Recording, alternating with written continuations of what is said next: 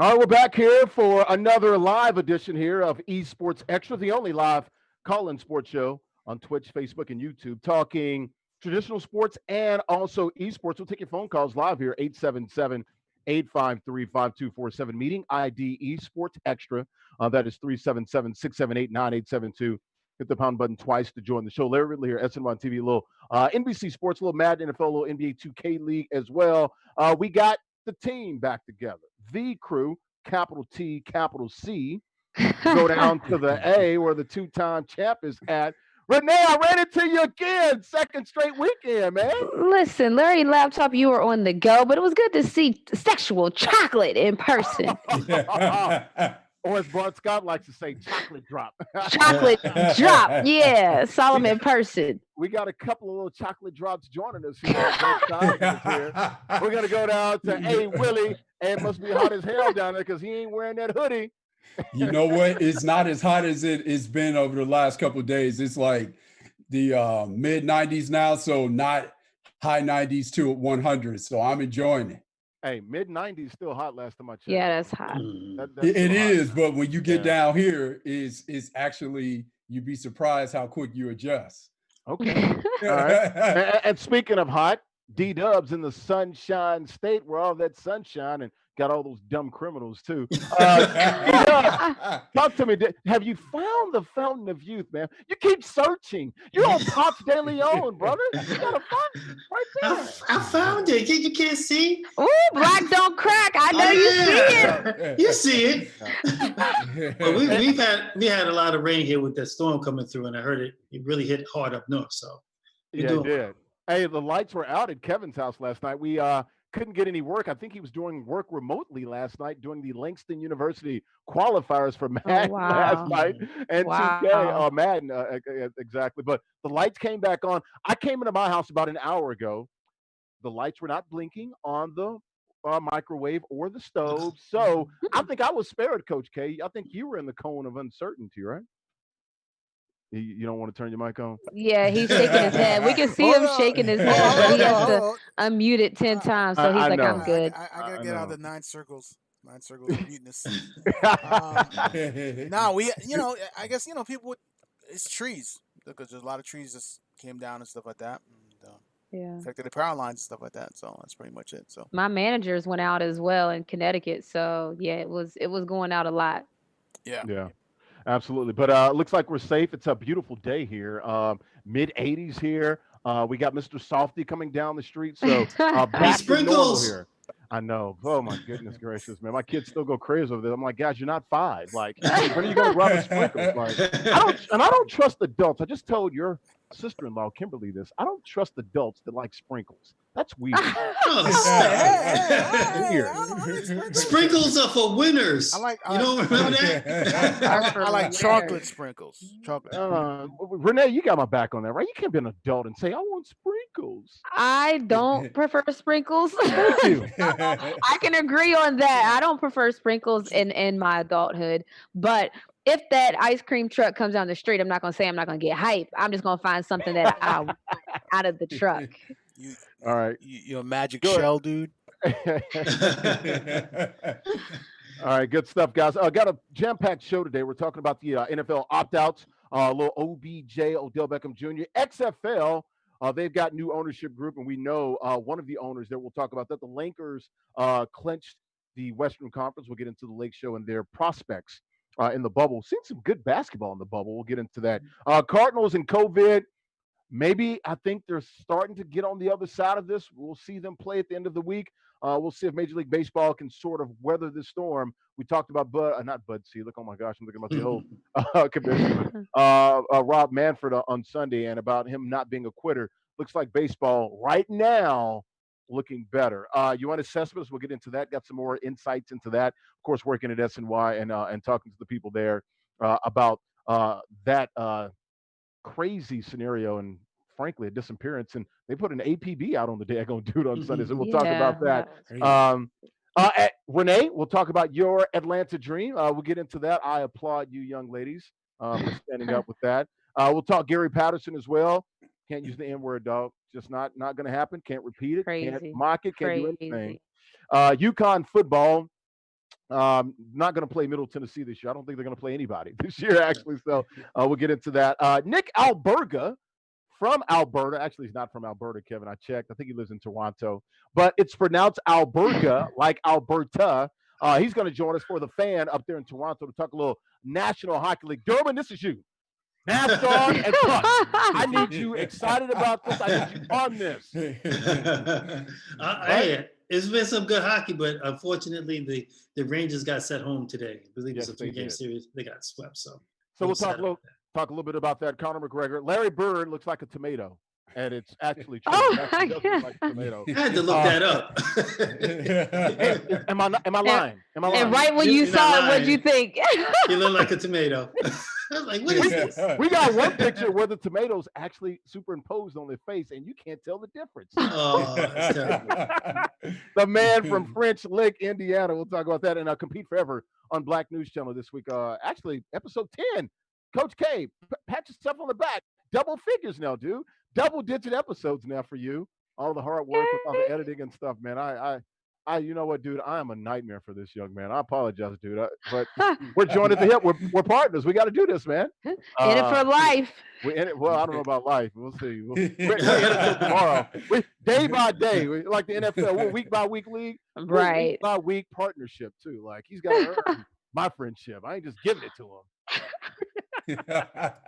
We'll talk about it. All right, guys, you guys ready? NFL opt-outs, more big names. Want to focus more on what Devin McCourty said, the three-time Super Bowl champ with the New England Patriots. I was there when he got drafted. They're like, oh, why are we drafting this first-round talent from Rutgers? And he's a special teams guy. Became a Pro Bowl starter at corner, moved to safety, and I think he's one of the top 2 or 3 best free safeties in the league. Very smart guy. Plays with his brother as well. They're from the New York area, actually not too far away from Coach K, actually. Went to school at RU, Rutgers University. He was very passionate in his comments this week about the NFL trying to push up the opt-out date. That's supposed to be today or maybe tomorrow with this, where you have to sort of figure out the opt-outs for these teams. There's a lot going on, guys, here when we unpack this.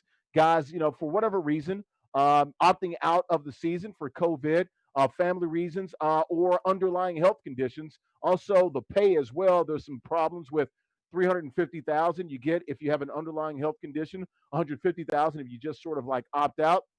Do you have to pay some of that back? There's some talk about that as well. Your thoughts here on the NFL playing this opt-out game and the optics surrounding the National Football League. We'll start with the player that has actually drawn a professional check. She is Renee Montgomery down in the A. What's up, baby? Yeah, it's difficult, and as you just said, it's a week by week thing. It's that way because COVID is a week by week thing. COVID is a day by day thing in a sense of the owners, the teams, they're trying to figure out, I don't know if you saw, but there's teams that have their players walking through a mist that's supposed to desanitize them. Denver Broncos. Teams are Broncos, the Denver Broncos. Yeah, it's a mist shore or something like that. But their teams are trying anything. And so under that thought process, you got to think, well, they're trying to figure out how to keep their players safe. They're trying to figure out who's going to opt out. The players are wondering the exact same thing. I see these guys catching it over here. Look at baseball. Sports is tough because, again, they're not in a bubble scenario. It's so hard to control an environment with no bubble. There's no safety net. So my thoughts are, I don't know. It's a mess because how can you have a protocol? It's hard to have protocols when you don't even know. No one knows about COVID enough to have these protocols set. Hey, Willie, I look at this, and I guess Devin's point was this is a little unfair, almost like NFL. Look here, multi-billion-dollar league, made almost $15 billion. You're trying to bully us. Why are you guys doing this? Training camps here, give the guys time. We sort of negotiated this thing. I think the NFL pushed it up. I guess they were trying to maybe push it up a week. Well, actually, they pushed it up a little sooner. But this thing was going to get, sort of settled within the next week or two. Anyway, training camp's already started. So why force their hand here when you want to work with a willing partner like the NFLPA? You've been in these negotiations and seeing this from a scouting perspective, Willie. Yeah, I think what it speaks to, again, is the lack of cohesion between the players union and the league. This is something that is really ongoing and part of NFL history. And again, this is dangerous because we're talking about the collision sport and the fact that they still can't get on the same page. And here we are, we're also too most fans just want to see football. So we already saw baseball sort of botch this, right? So with all of the bad publicity that they had trying to start the season, now they're having this outbreak amongst a couple of teams. So again, it's okay, now we decide to play and we still have some bad press. So if you're the NFL, you don't want to be in that boat. And some of the other things too that really kind of spoke to me was when you look at some of the things that the owners are now also accusing the players of doing, right? Little gamesmanship when the owners are saying, well, some of these players are using the opt-out or the threat of an opt-out when they may be a free agent to negotiate a better deal. And quite frankly, when you're looking at what you're asking these players to do, again, as Renee was saying, you're asking them to sort of combat and reconcile with an affliction that we don't know anything about. I don't have an issue with people saying, hey, if I'm going to subject myself to this, you got to put a little bit more on my cake. So I don't have an issue with that at all. Hey, Renee, we call that cheese on the gordita. D-Dubs, your thoughts on this with the NFL trying to, the owners and stuff trying to bully the players with this opt-out deadline that's fast approaching. I think it's actually today, or is it tomorrow? It's tomorrow, and I'm kind of like with McCourty. What was the point of pushing it up? He kind of sensed that maybe they were doing this because the owners were surprised about how many people have already opted out. They don't want to see any more people opt out, so let's move the deadline up and put some pressure on people, and maybe people that have not made up their minds yet or get stuck. Not making that opt out deadline. But I don't see what the rush was to move this up. Once again, it makes me feel and think that the league really doesn't. They always say they care about the players, but I always question whether they really do, because I don't see any reason for them to push this thing up to tomorrow. But I believe that they just got an agreement last week. And also, the NFL Players League, the Players Association, aren't they aware of this? Or who okayed this? Why is this okay? I was thinking the same thing. How is that possible? I think that's part of the rub here. I think the NFL is sort of bullying them. They're unilaterally doing this, and that's the problem. The NFLPA, they didn't sign off on this. I don't think there was. I think probably the problem is I don't think there was a date that was actually agreed upon and settled on. That's the problem. That was collectively bargained, from my understanding in reading this, because I haven't seen any of that. Right. So we'll see what happens here. We'll keep an eye on it. But you're right. D-Day's tomorrow, right? It's supposed to go down tomorrow. Everyone's got to allow, communicate their desires to opt in or opt out this year. We saw with the New England Patriots, speaking of Devin McCourty, team high, 8 or 9 players now with the Patriots, 4 or 5 of them starters. So we'll see what happens in the NFL. We'll keep it on the gridiron. OBJ had an interview with the magazine not too long ago. This was before he actually did come back to practice, because he was at camp with the Cleveland Browns. But he had some pretty interesting comments when he said, look, we're not ready for football. He talked about society as a whole. He says, this is for the money. It's completely a money grab for the NFL. And he says he's bothered by it during this pandemic and trying to play football. My thing is, I see where Odell's coming from. But, back to what you were saying, Willie, when it comes to contracts, the contract's told.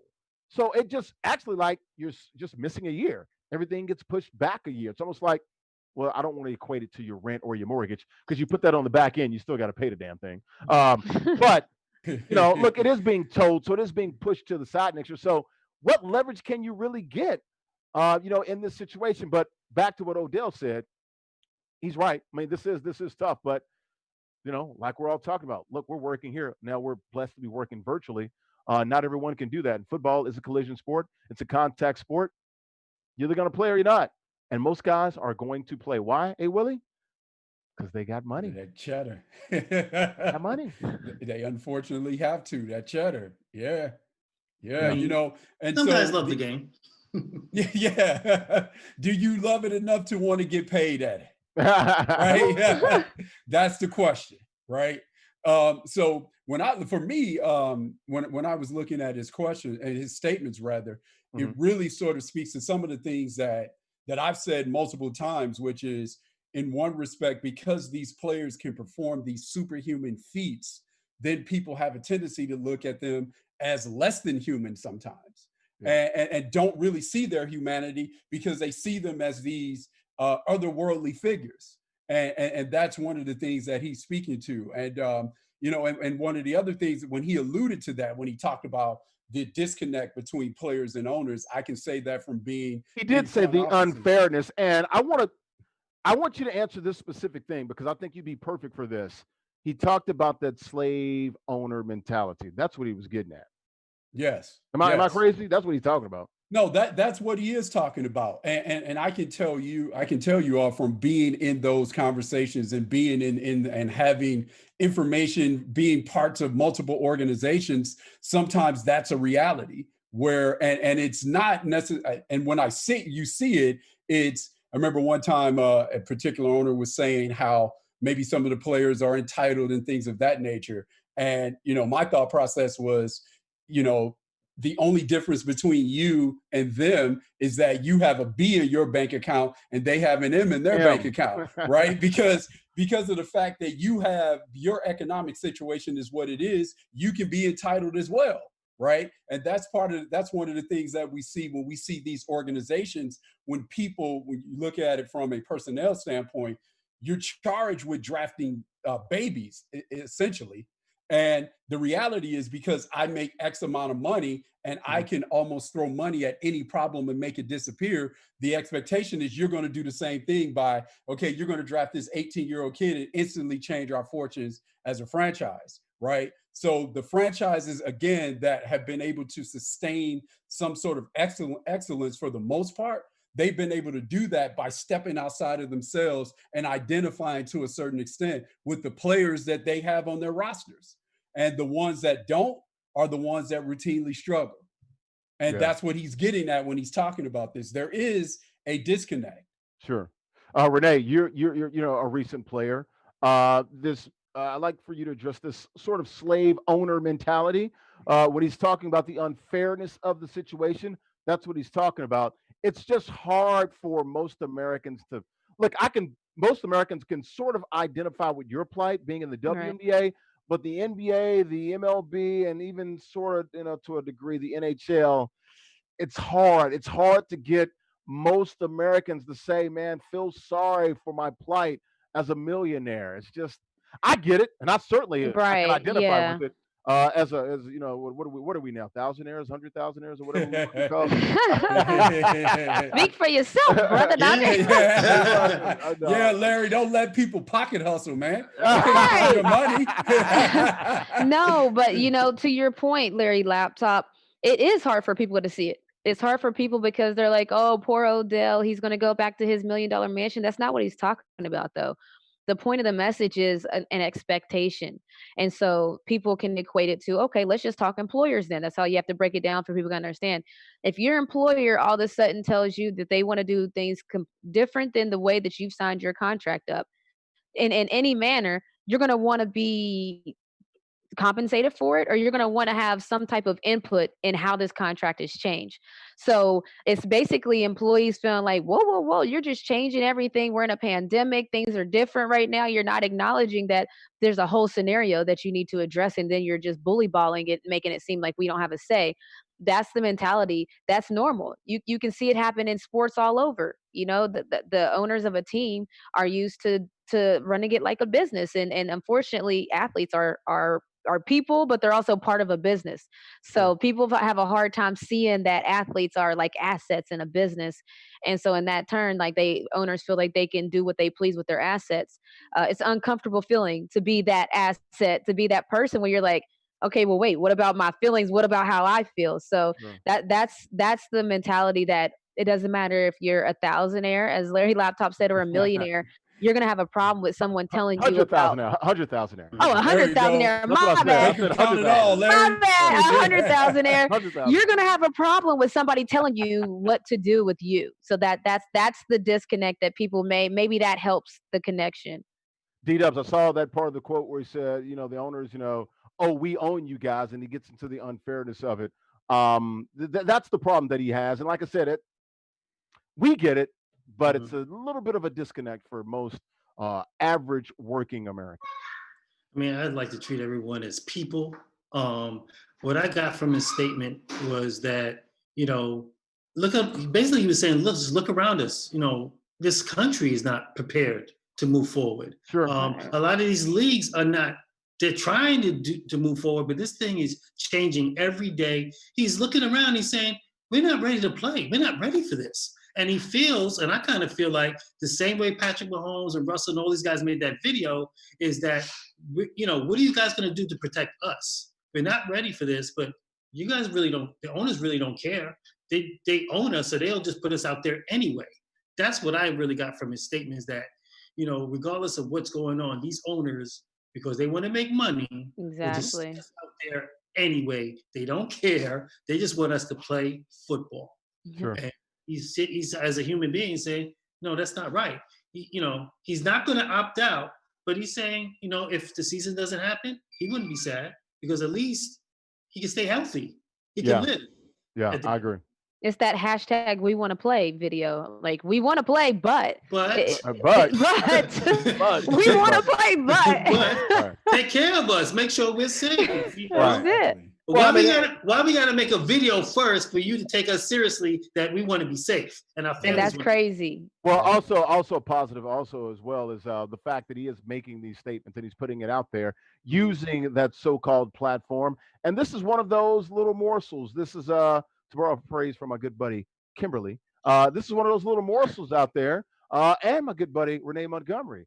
This can be part of that momentum. This is part of that moment right here that can equal a momentum and shining a light on the issue, the situation there, on the issue at hand. We'll keep it with football. We'll go to the other pro league that might be back in 2021 or something like that. That was, I guess, cut short this year. The XFL sold to a new ownership group. The Rock, part of that ownership group. I think it's over $15 million, something like that. Yep. I'm fascinated by the simple fact that The Rock is still doing business with his ex-wife. That's what I want to talk about. That's crazy. I saw that. That's one of the well-known things in the industry that they've been able to kind of be copacetic with each other regardless of their divorce. So it's crazy that, and she's his manager. That's crazy. It's Listen, I have actual words to say about it because you guys are shocked about the camaraderie, but. Listen, she's the first woman to be an owner, of a league owner, not affiliated with a team. She's the first one to do a lot of things, and they have a recipe for success. Those two, for whatever reason, they figured it out, and $7 Production, that's their company, and they have a crazy story. The backstory, $7 Production, he has $7 in his account when they started things and started getting together. There's a whole story behind why they work and why they're successful.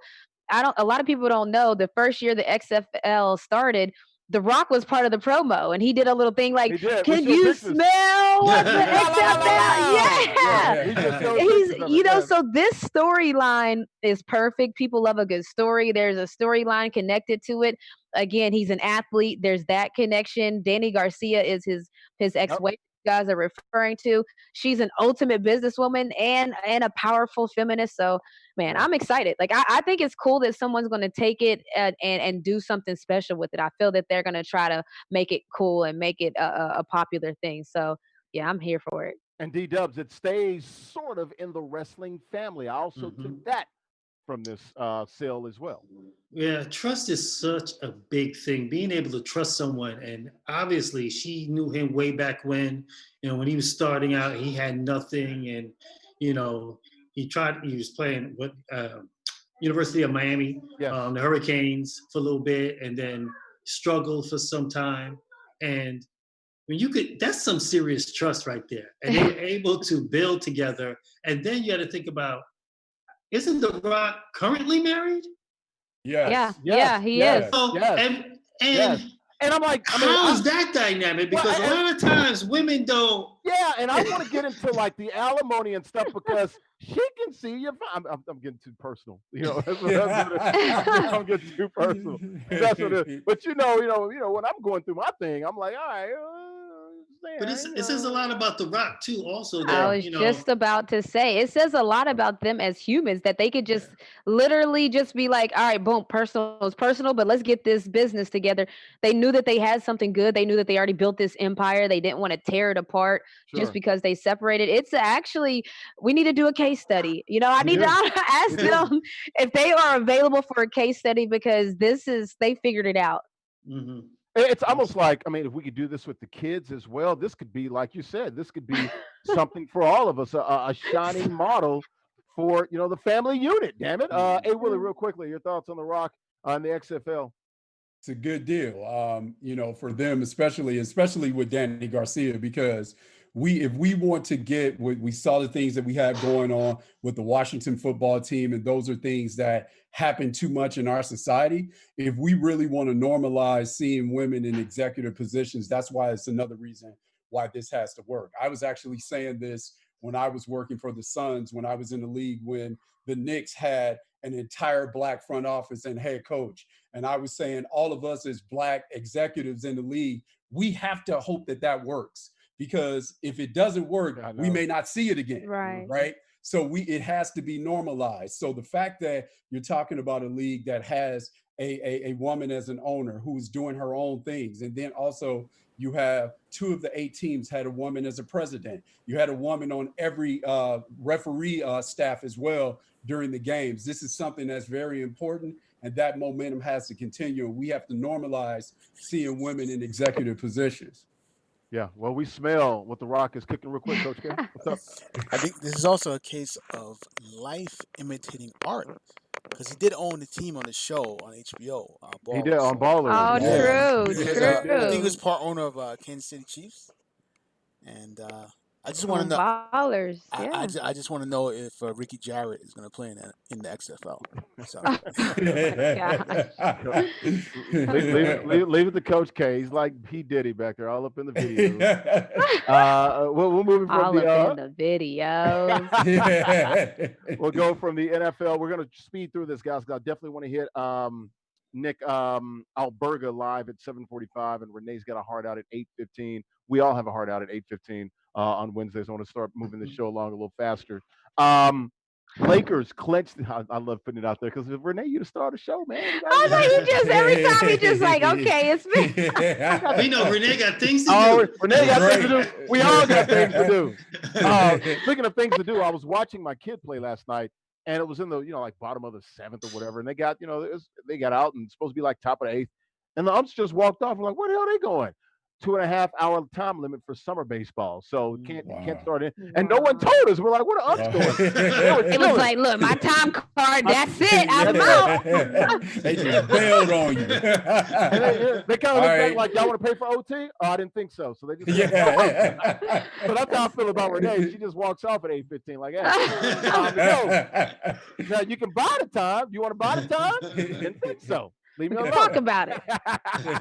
Lakers clinched the Western Conference last night. Knew that was sort of academic with a 5.5, 6-game lead with 8 games to play.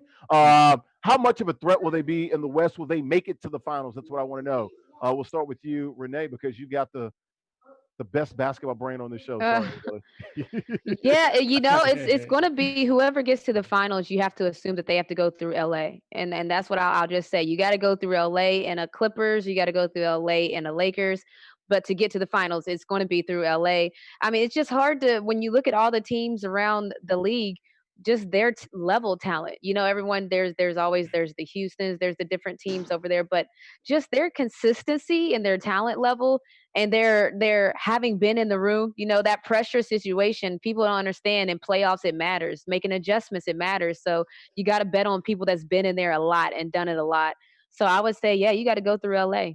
Which LA? So Lakers in the finals? No, I'm just saying you got to go through LA. Larry. What are we doing? Hold on. What city did she say you have to go through? You hear it. You see it. Loud and clear. There you go. Go ahead, beat on your chest. Take 10 seconds. Listen, you got to go through LA. That's all I. That's LA, what Renee. No hedging your bet. Which LA? Are the Lakers will the Lakers be in the finals? Yeah, we're still calculating that. So that's why I said we have to still calculating. Still calculating that. So I'm just saying it's kind of understood that LA is going to be the place you got to go through. And with them clinching a spot, it's just solidifying that same thought process. Got to go through. I mean, they can lose in the first round. We've seen a top seed lose to an 8 seed before. They could, but LeBron, you just study behaviors. You study a behavior, and I'm not betting against. I'm not assuming LeBron James is going to lose in the first round. That's kind of crazy to assume. So I'm not betting on that. Go through LA. I'm studying your behavior right now. You're hedging. Yeah. You're hedging. You pick a side. Get off the fence. You're on a lot of TV shows. You're on a lot of streaming devices. Yeah. Every time I look on Twitter and Instagram, you're doing some show. All right. I'm going to give you okay. I'm going to give you one answer only. On the East, they're going to have to go through the Bucks. That's my answer. And for the West, you got to go through LA. What? LA's got 2 teams. It's like saying, in the NFL, you got to go through the New York. Okay. Don't hate the player, hate the game. Okay, that is true. I don't know. Listen, I can't call it. Okay. Well, that's some truth right there. Finally, the truth serum started to seep in. I just said still calculating it. Goodness. Okay, you recalculating like your GPS or something. What are you doing? Yeah. I gotta see. You gotta see how people react to the tired legs. The first week might look one way. Second week could look completely different when those legs start to get that lactic acid build up, and people can't jump like they used to. I need to see 3 weeks in because there was a whole quarantine in the middle of a season, so that's why we're still calculating. You know when GPS is recalculating, you usually get your destination and pops up. It doesn't keep recalculating forever. I'm going to the finals. I'm going to the finals. I just don't know who's going to be there. I don't know who's going to be there. That's where we're going. The GPS is still set. No worries. Thanks, guys, though. I appreciate it. Renee, tomorrow you are suspended without pay. How about that? D-Dubs, Lakers in the finals. And did they look sort of vulnerable against the Raptors, the baby dinosaurs? Who cares? Who cares? Home court doesn't mean anything. They're playing in a bubble. They're in Orlando. I didn't say home court. I just said top seed. I didn't say home court. But I'm saying it doesn't matter. So what they got? I mean, I see these pictures of LeBron them smiling. They got them. Number seed doesn't matter. All it means is that they're going to play the eighth seed. That's all it means. All right. That's what they're smiling about, right? That's something to smile about. I mean, look, you might have to work for it a little bit. Of course, you're on the West. You're going to work, but if you achieved a goal, have you guys ever set a goal? That's it. If I set a goal at the beginning of the season to clinch the top seed in the West, that's a task. That's something to be excited about. It's not to say that we're going to win the championship. It's not to say that we're going to not get knocked out in the first round. It's that, hey, we set a goal, be number 1 in the West. We achieved that goal, guys. Let's clap it up. That's what they're happy about. No. Real quick. But some teams, they understand that number 1 seed is just a step. It's not a big deal. We're not going to throw a party for that because there's a bigger goal. Well, did they throw a party? Well, that depends on what team you're on. Antonio was throwing a party. Yeah. But look, if you're the Lakers and it's your first year of AD and LeBron together, you're happy that you got the number 1 seed, right? Wow. If you're Kobe and Shaq and you're in year 3 or year 4 being together and contending for titles, you probably don't care because you're like, we'll beat anybody anyway. But if you're those two and it's your first year and people were questioning the continuity, and if AD can step up playing in that heightened spotlight with LeBron, yes, you are like, let's get that 1 seed, right? So for them, it matters. And then the other thing, it matters. They're 2-1 right now. They're playing OKC right now. They're 2-1. They, of course, they want to keep that number 1 seed. Yeah, it was a formality, but at the same time, with the play picking back up, they didn't want to back into that number 1 seed either, where they lost. Okay, we got these 8 games and we've lost 5 or 6 of them. Sure. They didn't want to back into it. Yeah, but that was never going to happen. They weren't going to go. No, you don't know. This is I do know that stuff, they're not going to. This is unprecedented. And what happened, Larry? Laptop and 2 people got COVID. Yeah. That's the first thing. Sure. And then the second thing is, if you look at the schedule, no COVID positive tests in the NBA bubble out of 300 about 50. Amazing. Right. But they have the toughest schedule because but they have the toughest schedule. So they're playing against teams that they can lose to. Right. So with that being said, yeah, it's important for them to get them the 1 seed. And go ahead. You got them in the finals? You got them in the finals? If at full strength, I have the Clippers in the finals. Ah. At full strength. You just threw me for a loop. Really? I thought you were a Laker guy. I'm just being, look. I don't know. He's being an analyst. He's being an analyst. Am I crazy? Like, look, he be waffling. I don't know about this guy. I'm not waffling. And I've always checked the tape. Need to go to Roscoe's. They got good waffle. That jersey, hold on. That jersey, I don't see a Clipper jersey in that background right now. It's not about being a fan. That's my guy. Okay. That's the team, right? It's not about being a fan. You know what it is? He was at Roscoe's Chicken and Waffles. Hello, somebody. It got a little quiet. Hello, somebody. In my Lucid sound headphones. Hello, somebody. It got quiet when he said, no, that's just my guy. Everybody's like, oh, that's your homie? Oh, okay. That's what just happened. Right. You can't say nothing bad about Bean, man. But look, in all serious, right? And Renee knows this better than anybody. When you win a title, the stars do what the stars do. It's always other people that come and contribute when you win one. And if you talk about the Clippers, that's like saying if we hit a shot, we'll win. No, but listen to what I'm saying. No, I'm answering your question. Your job. I'm answering your question, dog. Hold up. Listen to what I'm saying. I'm answering your question, right? So when you look at other teams and when you look at those other guys and they come, I trust the Clippers other guys more than I trust the Lakers other guys. I'm with you on that. Yeah. That's why I said that. Okay. Right? Now, the thing that the Lakers have in their favor is, okay, now we're competing in an era where we got 2 stars per team, right? But if you look at all the other teams, all of their stars, the teams that have 2 stars, they're perimeter based. The Lakers have balance. We got 1 cat on the perimeter, 1 cat in the paint. Well, he hasn't been really doing anything in the paint. He's been shooting fadeaway threes, and he's been great at it. Who, AD? AD, yeah. But Larry, when he's you shoot 18, not giving us that LA work, if you know what I mean. Yeah, he is. When you shoot 18 free throws in the game, yes, you are, fam. Yes, you are. Some of those, he's getting fouled on jump shots too. Okay. All right. I just like messing with you because he got the 2 LA teams. Like, dude, you got to pick. You ain't going to get both of them. You guys, listen, it's about unity. We're not dividing. We're not dividing. Yeah. I want to see the Lakers win, but I think the Clippers will win if they're full strength. That's what I think. You know what? I'm with you on that. All right. Okay. I think that real quick, dude. I think that number 8 seed might be a problem. And I'm with you. Like if they better hope it's not Portland because that's that's the team. Portland is sneaking in there. I'm looking at Portland, and I would not be shocked if Portland get that 8 and knock them off. But see, that's what I'm saying. That will be great for us to watch. I want it. I'm saying great. I don't care what happens. I want to watch it. That's amazing. I do. Look, they will smash Memphis. They'll sweep Memphis. Gentlemen sweep probably with New Orleans. Maybe New Orleans gets 1. I know Portland will get 1. And hell, Portland might even get 2.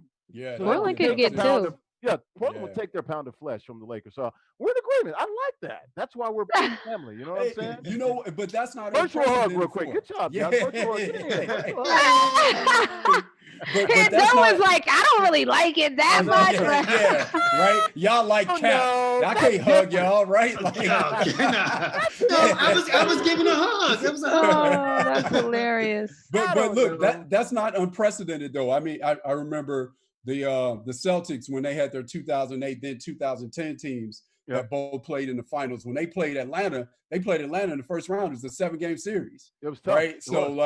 It's not unprecedented to see a team that's very good, that has that expectations to be in the finals, to have some issues in the first round. That's not unprecedented at all. Right. We've seen a 1 lose. You know, we've seen that before. So nothing new in the NBA. Let's move it to Major League Baseball on the diamond. We saw good news. The cases getting better. We saw the Cardinals, 7 players, I believe, tested positive here recently with the St. Louis Cardinals. Not playing this week. Looks like they're going to be back on Friday against the Cubs. They self-quarantined in a hotel in Milwaukee. So it's looking better. Be the first time in almost 2 weeks, week and a half, 2 weeks, that all 30 Major League Baseball teams will be able to play on Friday. So heading in the right direction. Does this make you feel a little better about Major League Baseball and the pandemic trying to give the COVID-19 coronavirus, the Johnny Heisman, Renee?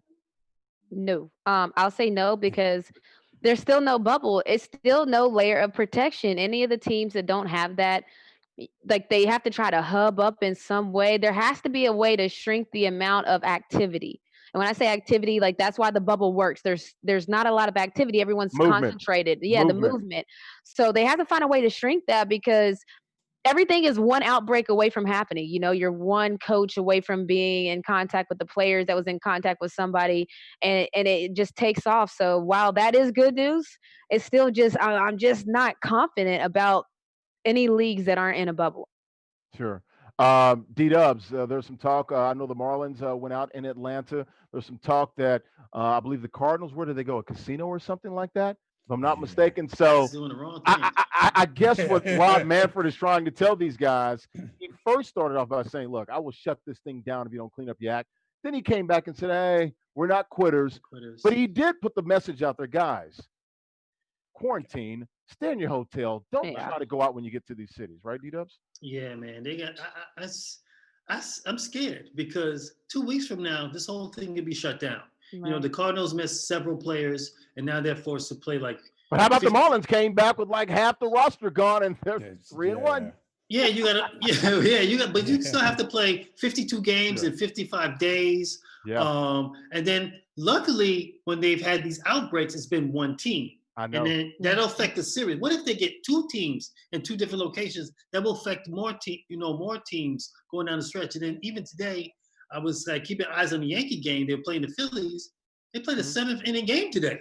So trying to get the Cardinals, the GM of the Cardinals, he was excited about that. He's like, thank goodness we're doing these 7-inning twilight, these double headers. That's going to help with the scheduling. Go ahead. Yeah, definitely. You got to try to somehow get the games in while you still have everyone healthy and no one has this virus right now.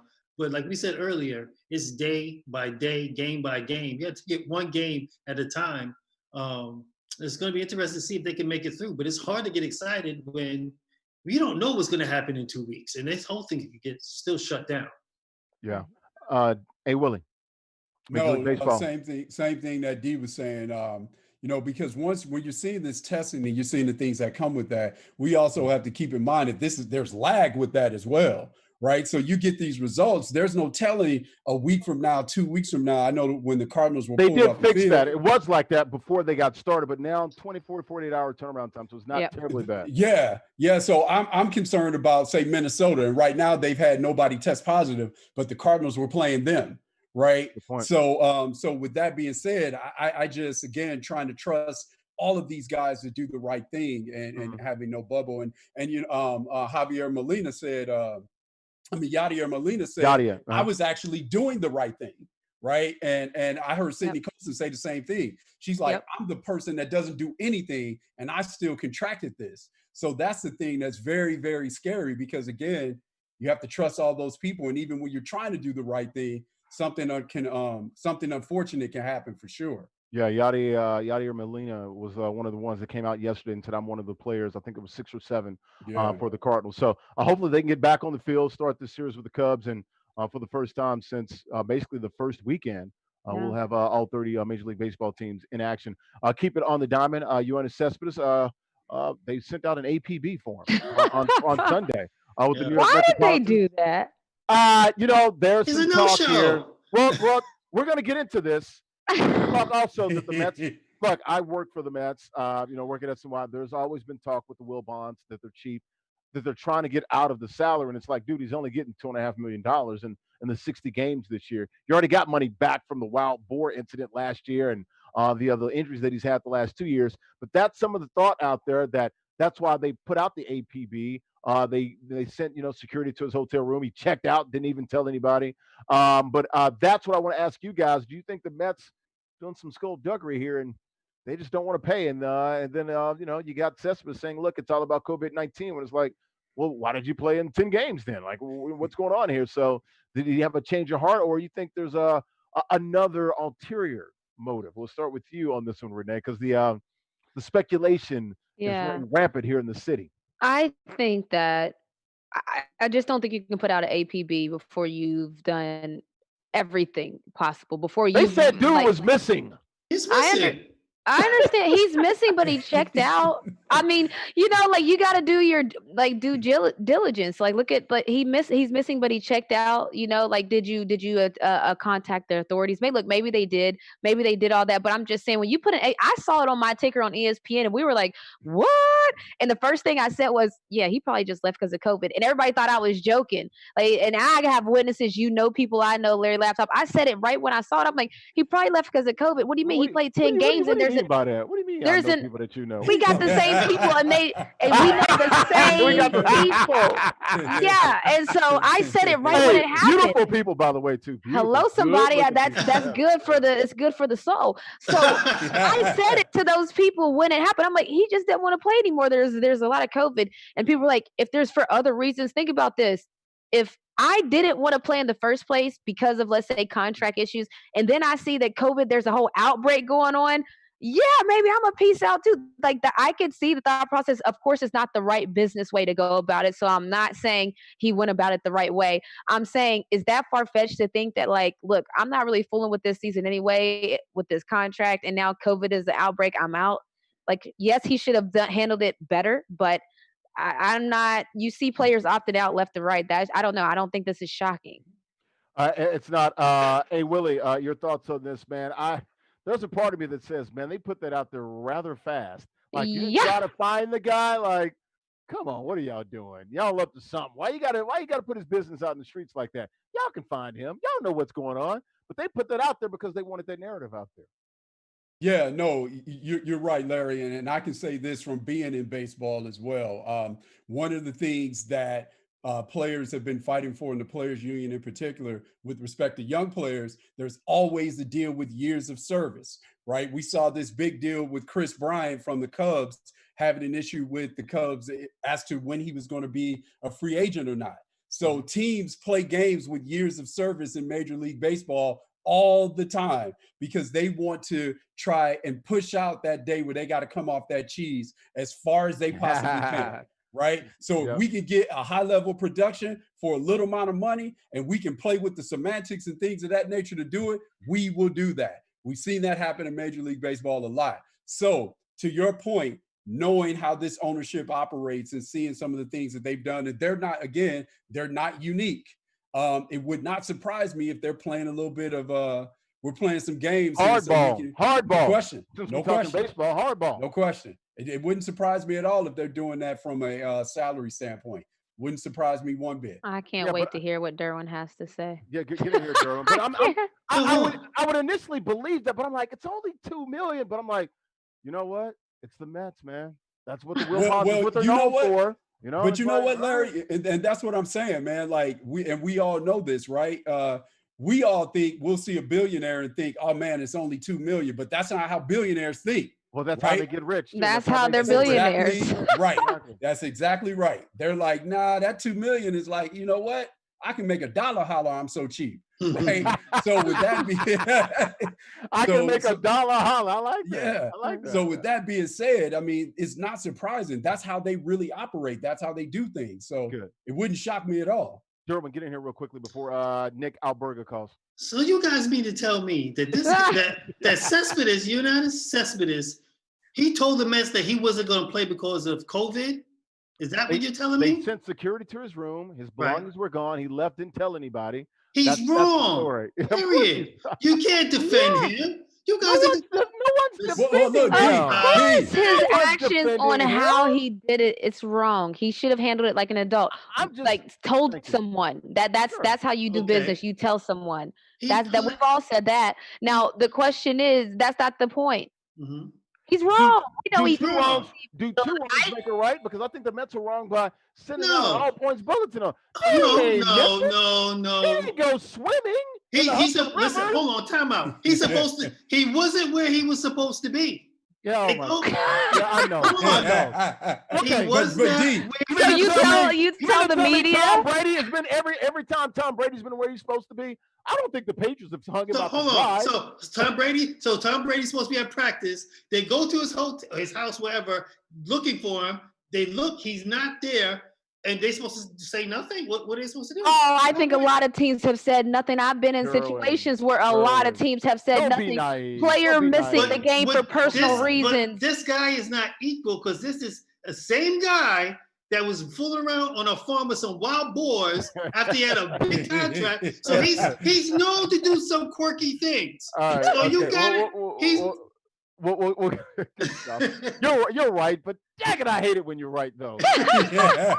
We'll come back to this. You guys are watching Esports Extra, the only live call-in sports show talking traditional sports and esports. We'll take your phone calls live, 877-853-5247. Meeting ID is Esports Extra, 377-678-9872. Let's go ahead, Coach K, and bring in Nick Alberga, calling from the Fan up in the T-Dot, Toronto. Nick, I always ask my fellow Canucks, is it the 6 or is it the T-Dot? Which one is Toronto more known as? I would go with the 6 right now. Honestly, great to be with you guys. But I think it's the 6 now. Fair to say. You know what? You're just trying to skew younger, man. I got another one for you. I always ask my other Canucks this: if we're in Toronto and there's one seat left in a restaurant, does Drake get it or Celine Dion? Ooh. I think if you're in Toronto, I think Drizzy's getting that. That's a tough one, because Celine's a national emblem. But I think the way Drizzy has taken the city, I'm going with Drake on that one. You know what? I think you're right. I think anywhere else in Canada, like I don't know, Winnipeg or Calgary or Montreal. Or, you're right. Some of those places I think Celine gets, but in the 6, probably Drake. You're absolutely right. Guys, we got here Nick Alberga here live here. He's a host, radio host on the Fan up in Toronto. Going to talk some National Hockey League. Larry Ridley here, SNY TV. Got A. Willie, Antonio Williams, former NBA scout. Renee Montgomery, two-time WNBA champion. Duro Morel, fellow sportscaster.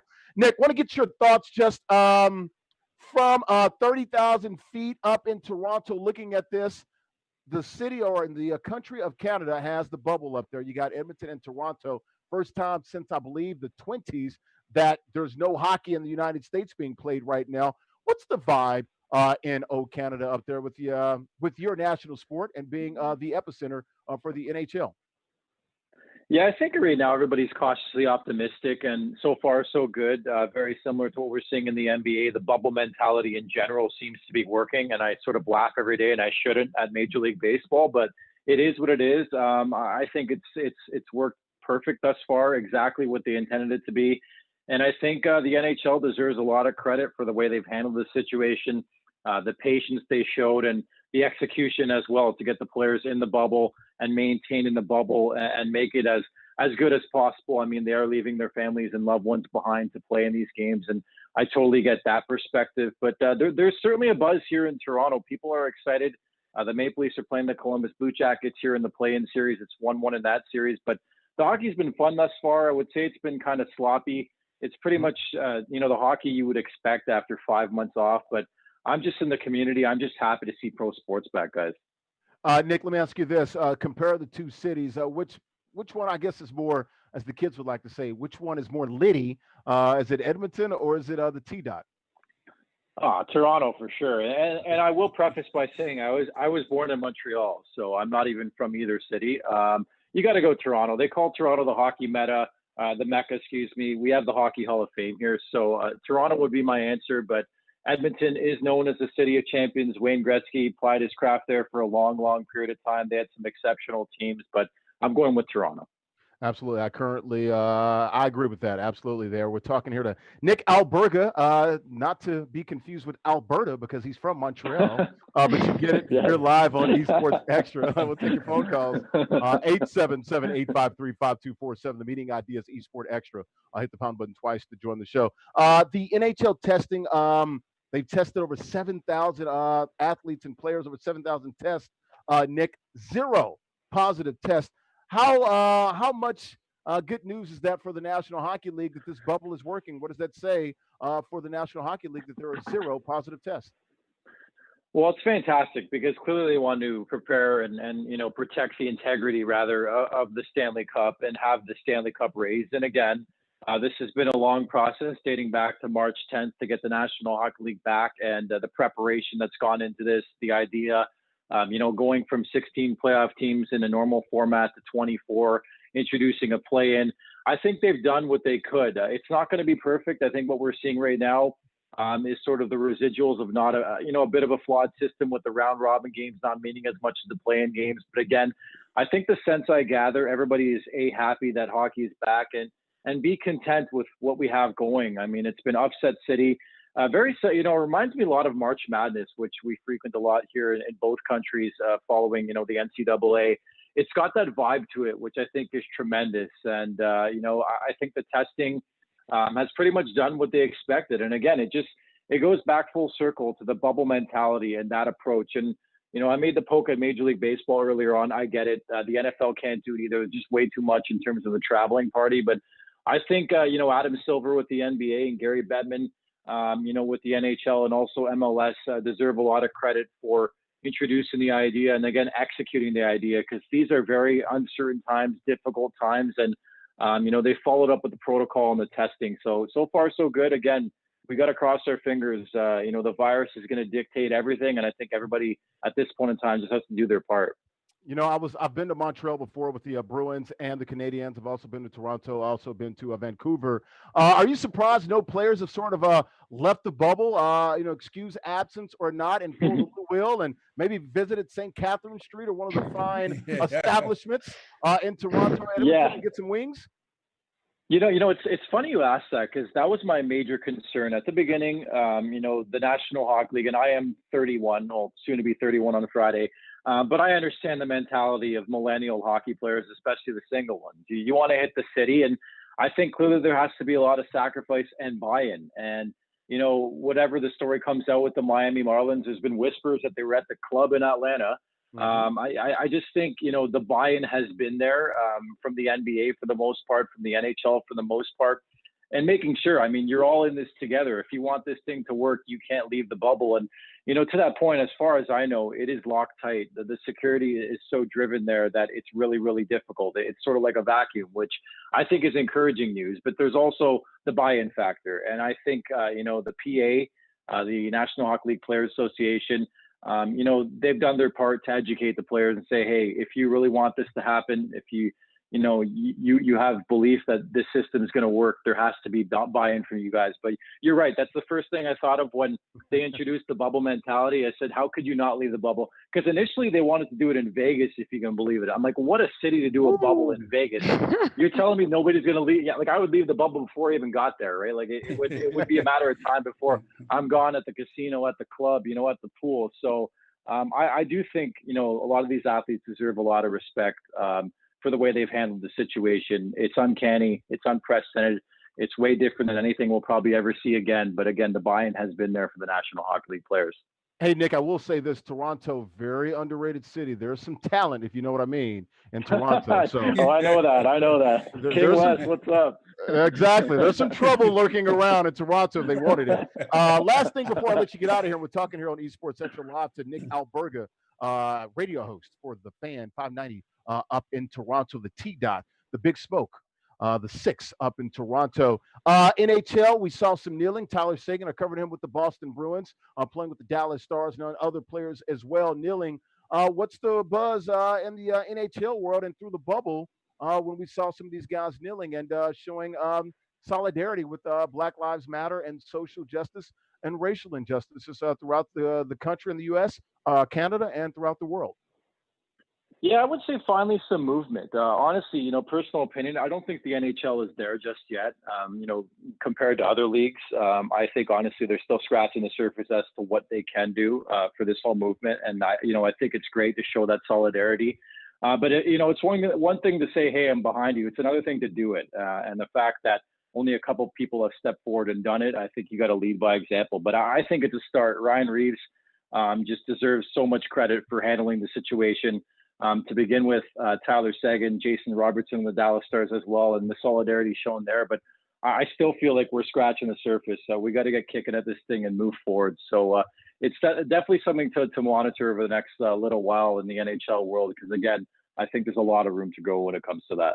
Absolutely, definitely caught my attention to see that in the National Hockey League. We all know the sort of the breakdown there, racial backgrounds and breakdowns in that sport there. Hey, Willie, Renee, Derwin, any quick questions for Nick before we let him get out of here? Hey, Anybody? Nick, you know, you talked about a little bit of sloppy play so far to start this new season. Mhm. How is that going to affect some of the favorites that were going into the season when it first started and compared to now? Who do you think are the favorites now? Well, and that's the thing, right? I mean, even my employer, Sportsnet, has been billing it unpredictable. These Stanley Cup playoffs or this sort of reformatted playoff for the National Hockey League. And it really is that, because I think you look at some of the upper echelon teams. The St. Louis Blues won the Stanley Cup last year. The Boston Bruins were en route to winning the President's Trophy to have the most points in the league in the regular season. And you throw that out the window. I mean, even with this format, there are 8 respective series that are in a play-in matter, and it's do or die. You lose 3 games, your season's done. And then there are teams like Boston, Washington, Philadelphia, and Tampa here in the Eastern Conference who are just playing for seeding. So the urgency isn't there. And, you start to wonder how quickly teams can get back into form and find that chemistry. I don't care if you dominated the regular season or not. So, I've been asked this question a lot the last little while leading into the play. Who would it favor most, the play-in series team or the round robin teams? And I'm starting to think it might be more of the round or the play-in series teams because of the urgency level, right? I mean, you even look at Boston, they're the best team in the league to start the year and throughout the year. And now you look at the round robin play, they're not going to win the first overall seed. They've lost both games in regulation, if you can believe that. Yeah. They're an older team too. So that's something to monitor as well. So you're right. There's a lot of intangibles that go into this. And, I really do feel for the first time, and even, last spring was the same story too with Upset City, and it felt like March Madness, but this could even be even greater just because of the unpredictability. And also the fact of a lot of teams, ironic to say, and maybe a bit facetious, but they're healthier. And I'm not talking about COVID. I'm talking about guys coming back from ailments and injuries physically, which is unprecedented. I mean, when you get to the playoffs, it's usually the walking wounded that get there, whatever league it is. So it's unprecedented from that point of view too. But it's just going to make for some great viewership. But we'll see if teams can lock it into a bit more defensively than we've seen thus far. Nick, we really appreciate it, man. Tell the hat trick lady we said hello here in the United States. We saw her throwing out the hats. Good stuff. That's a sick job. I like it. I know it really is. South the bubble. She's throwing out hats on the ice. Nick, we really appreciate it, man. Take care of yourself. Stay safe, and we look forward to having you on again here later on in the season once the playoffs really ramp up, man, and get into these 7-game series. Man, we look to have you on again. It was my absolute pleasure, and you guys stay safe as well. Thanks so much. All right, man. And tell my buddy Nicky Reyes I said hello as well. Thank you, Nick. I will. Take care. Good stuff. That is Nick Alberga, not to be confused with Alberta. Nick Alberga with a G, sports radio host up at the 590 The Fan radio up in the T-Dot Toronto, Canada. Guys, we're going to keep moving. We got to get out here in 15 minutes. Want to start with you, Renee. Why are you laughing? What you laughing at, Renee? Tell us. Can we get in on the joke? Is it funny? Because Serena's trying to fix the lighting. I don't know if you guys saw, but yes. The sun completely.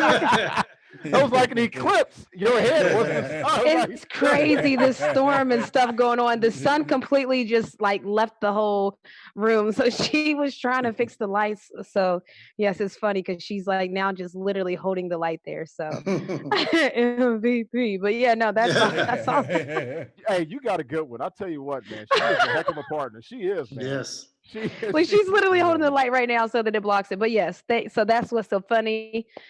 But I'm ready to roll.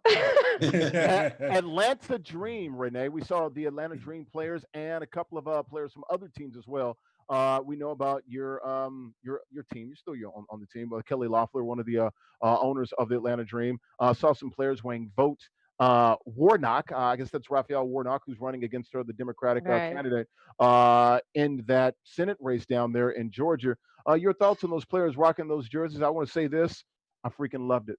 Gangsta. Yeah. Listen, what I want everyone to notice is, all right, they're playing games like every other day, sometimes not even every other day. They're playing a lot of games, is my point. And look at the amount of statements they're making, not just one team. So yes, we're talking about the Atlanta Dream and the Atlanta Dream owner, but look at Seattle, Minnesota, Phoenix. Look at how many players are coordinating and unifying. That's the thing that I think people need to see what's happening. They're still playing the best basketball that you've seen the WNBA play in some standards, and then they're still getting this stuff done. This is what people didn't think could happen. This is what people were like, oh, well, if they're going to be doing all this social justice stuff, the basketball is going to be terrible. Well, the women of the WNBA are showing that you can do a little mixture of both. So yeah, I'm so impressed, and I appreciate them with always keeping me in the loop. Birdie hit me up from inside the bubble. People think there's a separation there, but Birdie hit me up from inside the bubble, kind of giving me the heads up what they're doing, what the messaging will be. So I just love they're just moving as a unit, and I'm proud to be a part of that type of group. Man, we talk about these moments, the momentum, the movement. I just want to give a shout out to these girls, these ladies, excuse me, from the W, man. I mean, they're leading from the front. Like, I love it, man. Like, us guys, we claim to be macho. Man, let me tell you something. These girls from the W, man, they doing it. They're not talking about it. They're being about it. I freaking love it. I love it. I'm a fan of the W. It's making me more of a fan of the WNBA. Like, I can't wait to go to a damn game and take my daughter. Put her on my shoulder. Like, hey, that's Renee Montgomery. Love it. She's actually my friend. Love like, it. I know her. Yeah. Yeah. Hey, Willie, go. No, I should say your name. You're right about that. Yeah, no, it's good, and one of the things that I like to see as well is the fact that before the ladies, the queens showing us how to do it with their shirts, they actually talked to Raphael Warnock a couple of times before they started advocating. So that says to me, again, we're not just blindly advocating here because it's the opposite sort of choice here. We're actually talking to this person and seeing what their ideals are, what's near and dear to their heart, etc., before we actually put our power behind it. So to me, again, that just speaks to the intelligence level again. And as you said, Larry, we need to learn from our queens. That's for sure, man. Our queens are showing us how to do it. D-Dubs, we saw that pitiful statement. I know, Renee, that's your owner. I don't want you to, you don't have to speak on this, but pitiful statement by Kelly Loeffler today. She needs to worry about her daggone stock trading. That's another thing. We saw that statement she put out today, man. Once again, we know Black Lives Matter. Stop, whatever. She can't get mad at these players for, hey, you can stand for the flag, you can protest, you can do all that, and these players can wear these damn shirts too. Yeah, it sounded to me just reading it that she's tight right now. She Yeah, could have been. She hot. She real hot. She could have been happy. It got on her skin good. Did it? Yeah. She could not be happy seeing players walk in the gymnasium, the arena with those teams. But they have every right to do so. And A really hit it on the head when he said that they spoke to the Reverend. What's his last name? Warnock. Raphael Warnock. Yes. Raphael Warnock, and they spoke to him, and he supports their views. So all I'm doing is, he's supporting their views. He backs the WNBA and what the young ladies are trying to do, and they want to support him. So they're giving it back to him. So there's nothing wrong with that. I loved it too. I think it takes a little chutzpah to do that.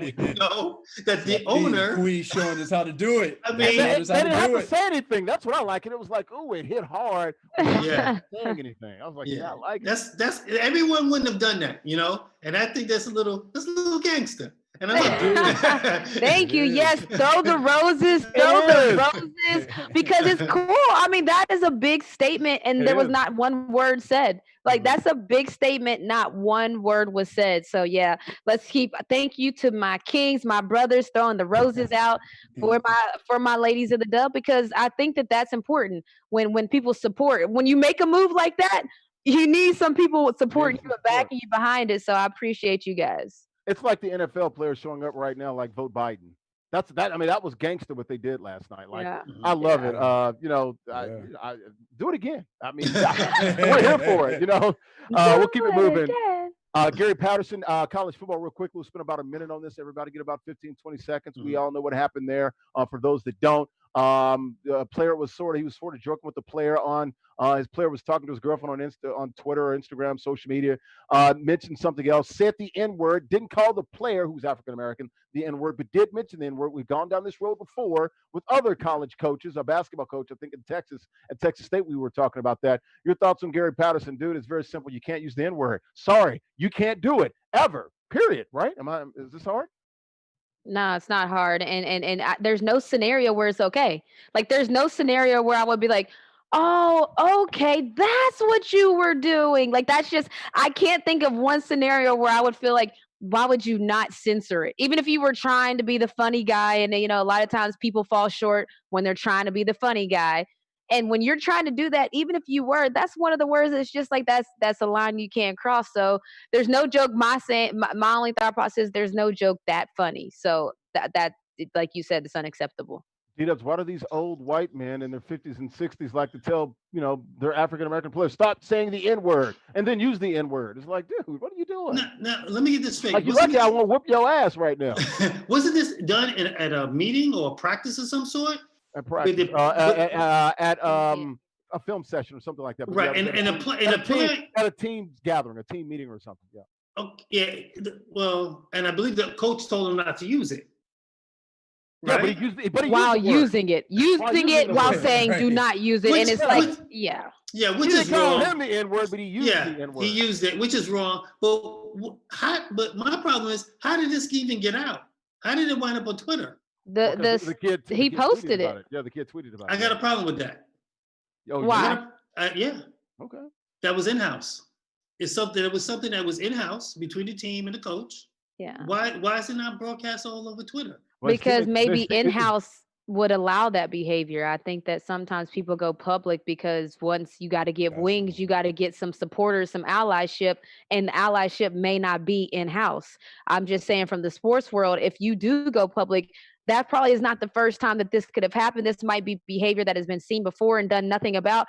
He still has his job, correct? Yeah, so when we say it's not a fireable, it's not a fireable offense. So he just made it known that there's this man here that thinks it's okay, and in-house still didn't do anything about it. His teammates are behind him, by the way. Right, the player. Yeah. But they're also behind the coach too, because they like Gary Parrott. From what I've read, it seemed like they were a little upset that the player took it out of context of how it was used. Because they could, but still, look, I played for all white coaches. I'm sorry, they ain't using that word. Like I don't, right. you don't need to direct that word towards me in any form or fashion. That's all I'm saying. The point. I just can't think of one scenario. Yeah, you just. Well, name one scenario. Then where's one scenario where you'd be like, oh, okay, that's why I used. I can't think of that. But nobody should be using the word. Right. No one. That's it. Exactly. So you say don't use that language in our film room, son. That's what you say. You say don't use that language in our film room. The coach was wrong for doing it, but they should have ended there. That's the end of it. Well, maybe the coach apologized, and maybe he didn't apologize. The council was the kid had to go public with him, like, it's like it's like the Mike Gundy stuff at Oklahoma State. I'm just like, whatever happened to. We keep it in-house. Whatever happened to maybe when in-house could be corrupt, sometimes you might have to go outside the house. That's my only thought. I don't know. And not only that, he's in leadership. He's in power too. The coaches have but I'm also looking at the players felt that the young man kind of, when he put it out there, kind of used it out of context. That's fine. I get it. That's fine. I get it. Now I'm all for the lot. Look, I've been in locker rooms too, but if I was in that situation and I was a player, I guess it's different now being 43 or 44 than being 20 or 21. I would have no problem with that. I'd be like, you're damn right, coach, you need to be talking like that. And I like the coach. He recruited me. Whatever. We might have a great relationship. Coach Garrett, stop saying that. Dude, you can't say that word. Right. It's not very difficult. Hey, Willie, real quickly, 20 seconds. We got to get moving though. No, that's for me, again, to keep it all the way funky with you guys. I don't say the word at all, right? Yeah. I don't say it at all. And the other thing is I don't tolerate when other people say it, right? Whether it's people that look like me or people, let's open it all the way up. Sometimes we see people in the Latin community that have adopted it. I checked in on that too, right? So I don't allow people to say it around me, and I'm not going for it when the coach says it around me. That's that's it, and that's all. And I just don't see a scenario where it should be said. And to Renee's point, we have been seeing, like at Iowa, for example, right? Yep. That was a climate where things were sort of tolerated. The culture was different. Yeah, exactly. Yeah. No N-word, no N-word, but the in-house culture. The ideals that come with that word were sort of part of the program. And well, they wanted the And black players to look the part, say the part. Oh, that's nonsense. But yeah, you're right. right. So yeah, it's not appropriate. I'm with you on that. That's a different topic, a different subject, a different day, though. When me or my buddies are saying this behind closed doors, I don't like it in public, but it's Richie different Incognito. Well, that's his wife. Right. White chicks. He's white. Yeah. You know the movie White Chicks. Like everybody sings it when they're alone. Like No. I know it's I'm with you on unacceptable. that. I'm okay with that sort of stance there, but I also understand culturally speaking. No, I do too. With friends and things of that Right, nature, it might be right. brought up. I mean, with my friends Yeah. today, it might be brought up, but Yeah, I get do it. too. I've got no problem with moving in that direction, but I think that's kind of hard sell, to make it like a hard stop. Hey, you can't do that. And it's like, dude, we've been doing this all our lives behind closed Yeah. doors. So Yeah. I get it. I'm with you on that. Speaking of this year, Conor McGregor.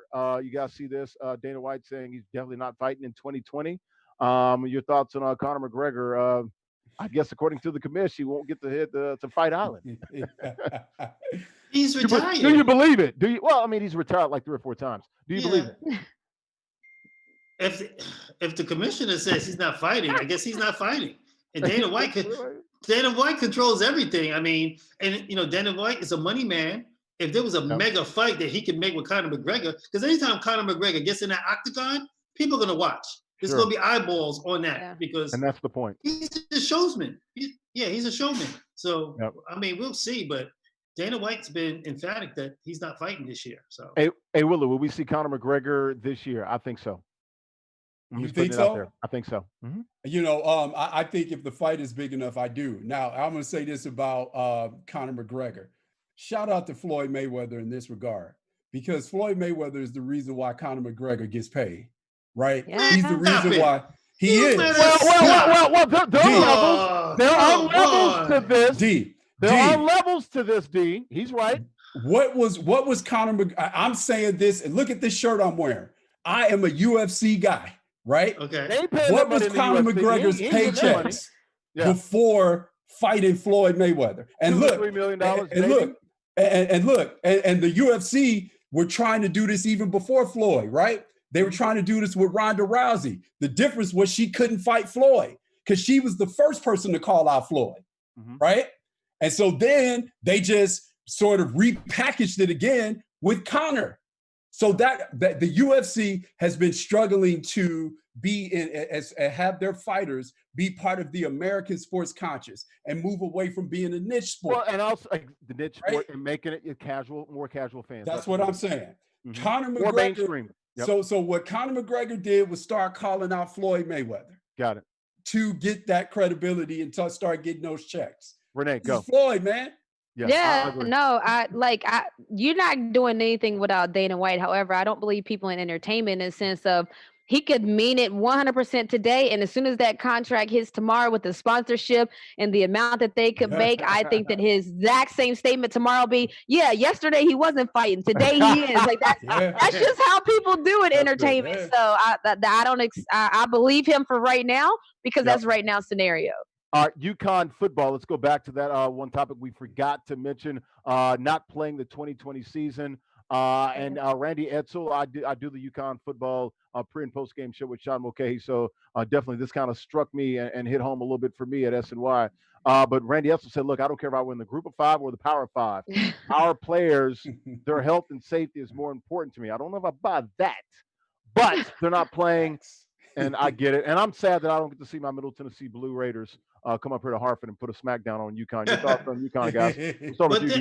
But they're independent, though. That was the other. Exactly. That's the point. So they had nobody to play. Yeah. What, you don't think the Sun Belt teams or Conference USA or these other teams wouldn't? Well, they already lost UNC. I think it helped They their lost position. 4 games. You can pick up those but you got to think about too, like ODU, Liberty. There's certain teams they got to quarantine for 14 days because y'all are bougie. Y'all won't let people come into your state without a quarantine. So they still have the 3 teams after that. But who's going to quarantine for 14 days in and out for one game?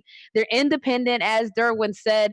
There's no money to be made there, so you know that's already going to be a deciding factor for football. Right. So it's just a no-brainer, and COVID, it's a no-brainer. And hey, Willie, that's the key. There's no incentive. There's no games out there for them to go get their brains beat in at Alabama, LSU, Ohio State, Get that USC check. to get that check. And if you play Middle Tennessee, there's only so much money you can get because there's no fans. So I understand this, but still, I mean, look, if they want to play, they could have played. That's all I'm saying. Hey, Willie, real quick. No, they could have, but I certainly understand that. But again, it's what you said again with them not being part of a conference and getting some of that conference revenue at the end of the school year, with them not being part of that, Sure. you know, they may be actually, as you always say, Larry, they may be spending more money than they're getting by playing football. So, you know, I'm not shocked by it at all. D-Dubs. Not Notre Dame, right, D? D-Dubs. They're not Notre Dame. No. There's only one Notre Dame. D-Dubs. They left the AAC, so they made their own bed. They got lie in this. That's what they did, right? Yeah. Well, they didn't know pandemic was coming. Well, they knew they were going to be independent. They probably weren't going to make as much money. So, but I get why they did it. It made complete sense for the other sports, just football, which is your number one sport. Well, not at that school, but I'm about to say, wait a minute now. Not at that school. This is a unique circumstance. That's why I said this is all a very unique circumstance. Yeah. You see, I'm sad because not only would I've had a bet with Sean Mulcahy, but I would have had a bet also with you, Renee Montgomery. We would have had big money on that game. Okay. Yes. Okay. Everybody calm down. If we're talking basketball, I'm taking all the bets. Well, no, we ain't giving you that. That's a layup. I ain't giving you that. You got to step out of your comfort zone. You do that. What? We got to at least do a basketball and football and make it even. What? I'm just going to go to your sport just because? Sure, but we'll bet more money on the football.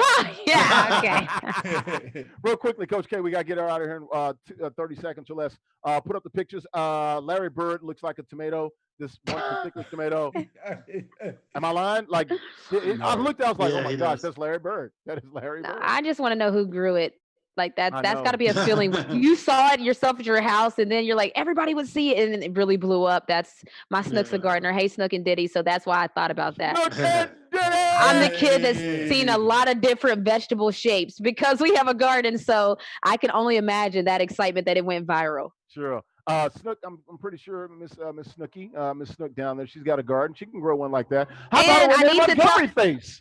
Hey, listen, I need to tell you guys, she watches and she tells me all the time that I need to tell you thank you, that when I'm not on the show, she still watches and you guys still shout out. So she said, make sure you tell him. So this is me acknowledging that she sees it and she wants me to thank you guys. And then I forget for whatever reason. So here's the thank you, Snooka Booka.